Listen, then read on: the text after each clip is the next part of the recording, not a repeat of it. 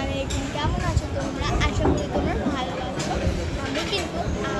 আমি আমার নানু বাসায় চলে যাচ্ছি, আর আমার কিন্তু খুব ভালো লাগছে।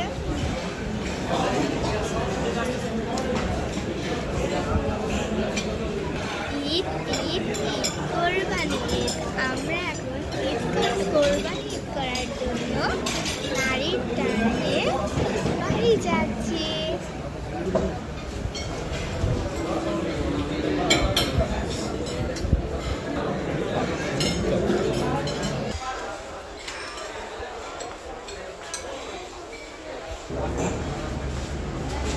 তোমরা কি বুঝতে পারছো কোরবানি ঈদ? লালখান বাজারের ভিতর দিয়ে আমরা যাবো করতে দেখা হবে।